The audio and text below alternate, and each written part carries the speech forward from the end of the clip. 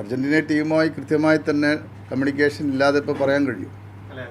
ഇതിനു മുമ്പും നമ്മൾ പറഞ്ഞിരുന്നല്ലോ, നിങ്ങളൊക്കെ എഴുതിയിരുന്നല്ലോ. ഇപ്പോൾ ഇത്തരത്തിൽ ഇത് പറയാൻ കാരണം കൃത്യമായി തന്നെ അവർ ഫിഫ വിൻഡോ പ്രകാരം വരുന്ന സമയം നിശ്ചയിച്ചിട്ടുണ്ട്. ഇതിൽ മറ്റൊരു കാര്യം നമ്മൾ കാണാനുള്ളത്, നമ്മളല്ല ഇത് സർക്കാരുമായി സംയുക്തമായി അർജൻറ്റീന ടീമുമായിട്ടാണ് നമ്മളിതിന് പ്രഖ്യാപിക്കേണ്ടത് ഡേറ്റ്. അപ്പോൾ തീയതി അവർ വന്നതിന് ശേഷം അവർ പ്രഖ്യാപിക്കട്ടെ, അവർ പ്രഖ്യാപിക്കും.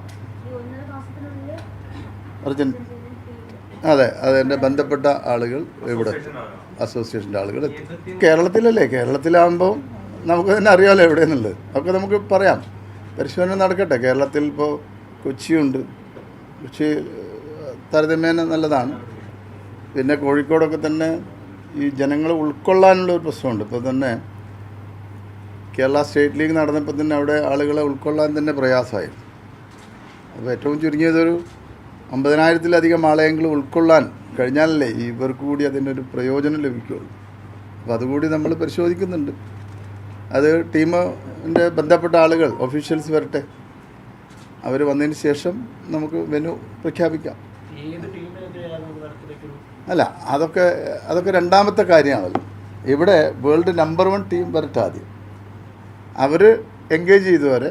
പിന്നെ ബാക്കിയുള്ള കാര്യങ്ങൾ നമുക്ക് നമ്മുടെ വഴി അറിയിക്കാം. നമുക്ക് ഒറ്റ ദിവസം കൊണ്ടെല്ലാം പറയണ്ടല്ലോ. 2025 അത് പറയാം. അതല്ല ഞാൻ പറഞ്ഞത്. അത് അർജൻറ്റീനൻ ഫുട്ബോൾ ഫെഡറേഷനുമാണ് ഔദ്യോഗികമായി കേരളത്തിൽ വന്ന് അറിയിക്കേണ്ടത്. അവരവിടെ നിന്നല്ല പറയുന്നത്. അവർ വരും. അവർ ഒരു അടുത്ത ദിവസങ്ങളിൽ തന്നെ ഇവിടെ എത്തും, ഒരു 1.5 മാസത്തിനുള്ളിൽ. എല്ലാവരും മെസ്സി അടക്കമുള്ള ആളുകളാണ് ഇവർ. നാഷണൽ ടീം എന്ന് പറഞ്ഞാൽ അതാണല്ലോ.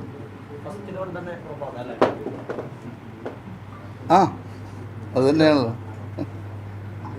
എൻ്റെ ഔദ്യോഗിക സ്പോൺസർമാരെ പരിചയപ്പെടുത്തുന്ന ചടങ്ങാണിത്.